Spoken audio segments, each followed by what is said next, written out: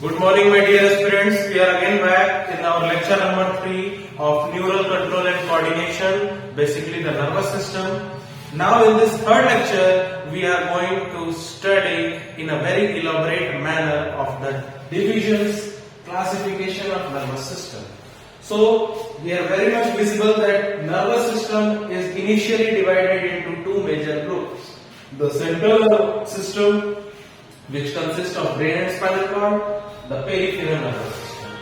Further, this peripheral nervous system is again divided into autonomous nervous system and somatic nervous system.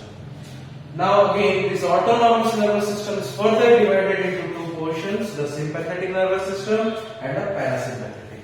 Now one by one, let's start from central nervous system. When we talk about the central nervous system, the main two organs, the brain and the spinal cord, constitutes to form the central nervous system. In other hand, the peripheral nervous system. The word peripheral has came from the word periphery. Periphery. Basically, the meaning of periphery is the surrounding. Okay, the meaning of periphery is the surrounding. So, the nerves which are surrounding of the central nervous system comes in the peripheral nervous system. Basically, there are two nerves, the two types of nerve fibers which surrounds the central nervous system. First, the afferent nerve fibers. Second, the efferent nerve fibers. Now see here. The afferent nerve fibers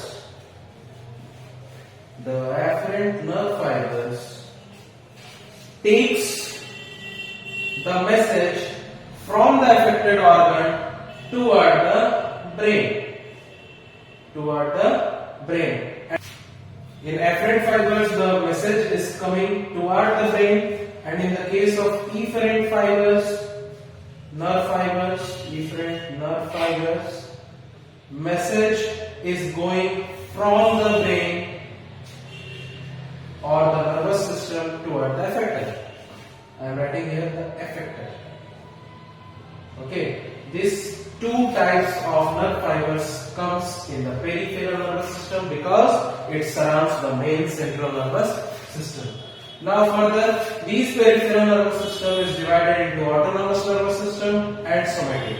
When we talk about the autonomous nervous system, the autonomous nervous system is used when there is the case of involuntary muscles or involuntary organs. It means when the brain or spinal cord, or constituently I am saying the central nervous system, when the nervous system or brain wants to send the message to the involuntary muscles or the involuntary organs, in case there will be the use of autonomous nervous system. It means when there will be a case of involuntary muscles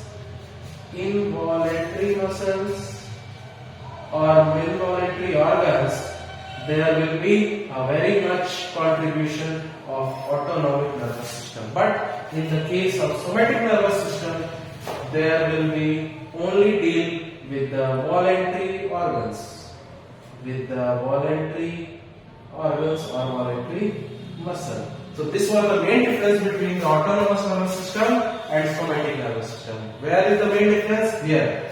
Autonomous nervous system will deal when there will be a case of involuntary organs or involuntary muscles. But in the case of somatic nervous system, it will deal with the transmission of message toward the voluntary organs, which are in our control. You are very much laborious students. I am very much believing to all of you that you are very much familiar that what is the difference between the voluntary and involuntary muscles. The muscles which are in our control, according to our will, it works according to our will.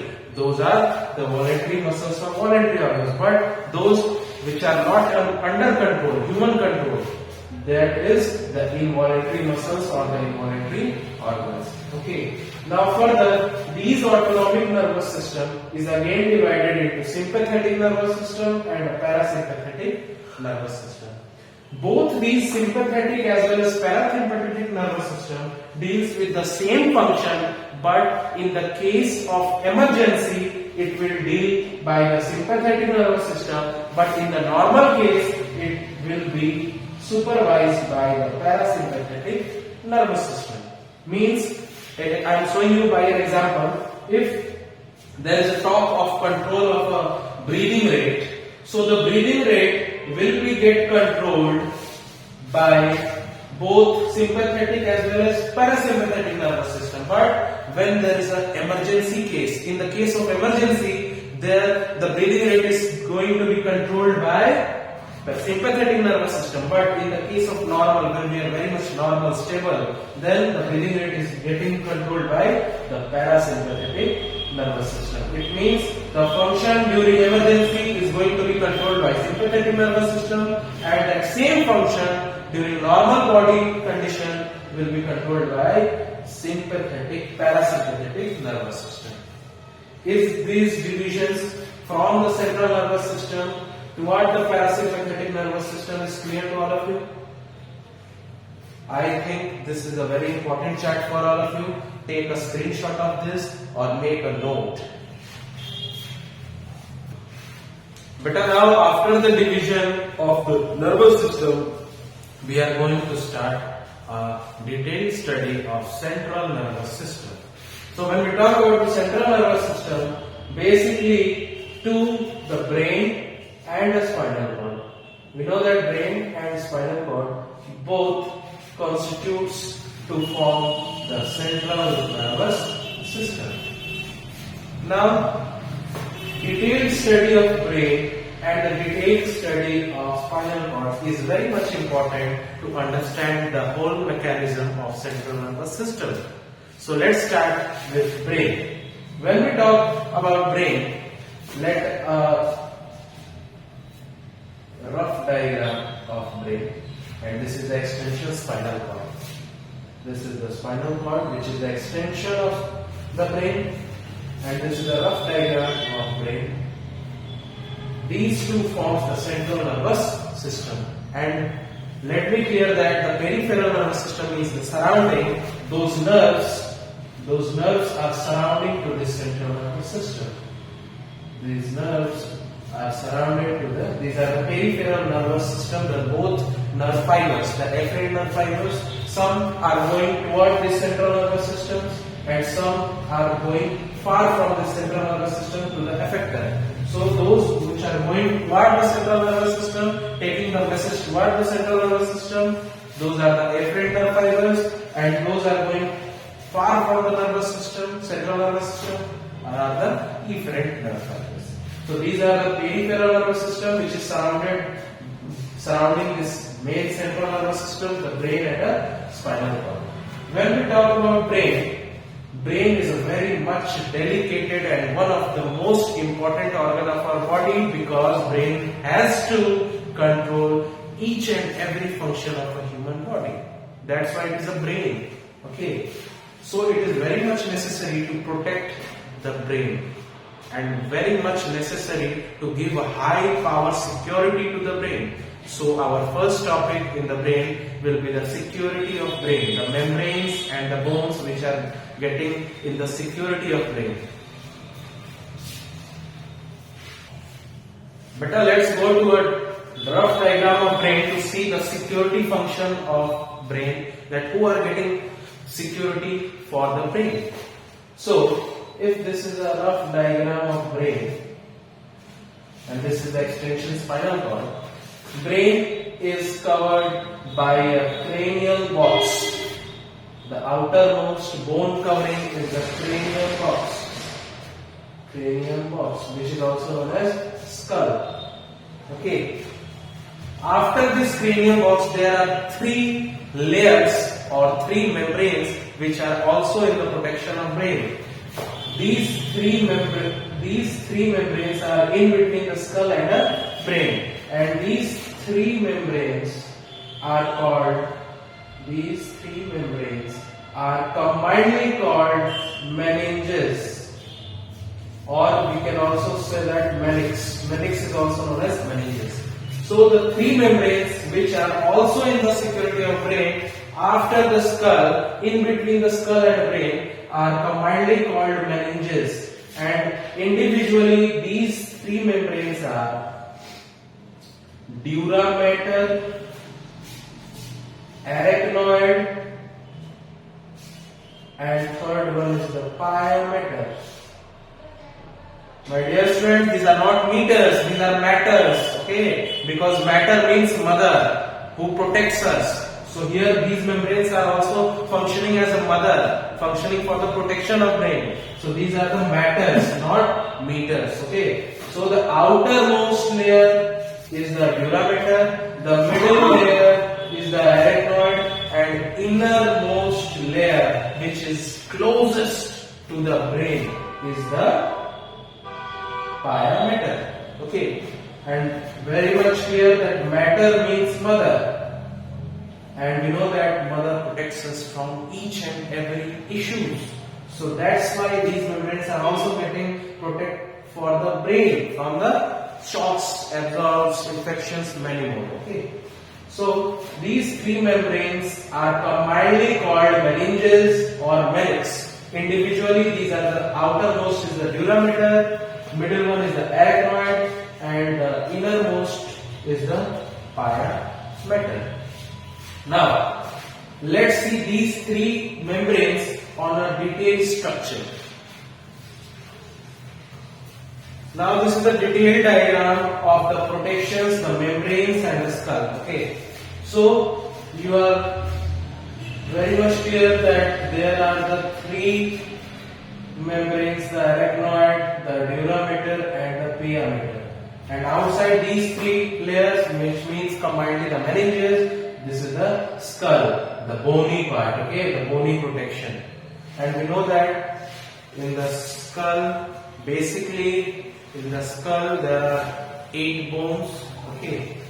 Now, we are here to talk about these meninges, the space between these membranes. This, the outermost membrane, which is in contact with skull. I am talking about this membrane. This membrane is the dura mater. It is the outer membrane. Okay. Now, these dura mater, by the name dura mater, this is very durable membrane. Durable means the hardness and toughness. It is the property of dura mater. It is the hardest membrane among these meninges. Okay, and this is directly contact with skull. Directly contact with skull. There is a gap between this dura mater and arachnoid. Arachnoid, we know that it is the middlemost layer of meninges. I am talking about this. This is the middlemost membrane, and there is a space between these arachnoid and dura mater.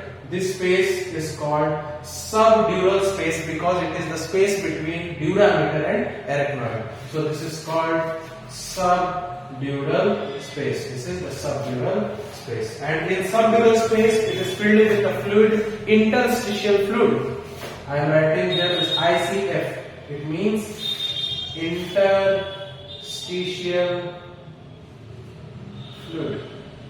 In short, ICF. The fluid in between the subdural space is the interstitial fluid. After these arachnoid, we know that arachnoid is a middle layer. So this is spongy in nature.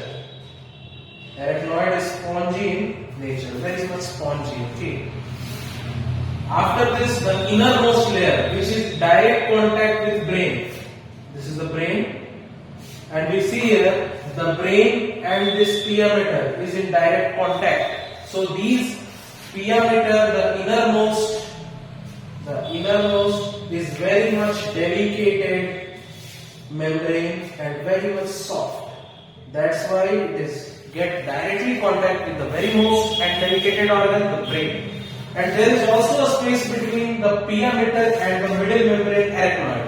And in this space, the fluid is the cerebrospinal fluid, which here is produced by the pia mater membrane. These pia mater also produces CSF. I hope in previous lecture you have remember that there was an unexcitable or a non-excitable cell, the type of neuroglial cell which was also producing CSF. Yes, I am talking about the ependymal cells. Ependymal cells, the non-excitable cells, are also producing CSF. Not even producing, they were also reabsorbing that. Okay, and here also the pia mater is also producing CSF, but for the subarachnoidal space, the space between arachnoid and pia mater. Okay, after these all protection, there is a very much important organ, brain. And after the brain, the extension of brain is the spinal cord. This is the spinal cord. So there are basically two types of nerves in the central nervous system.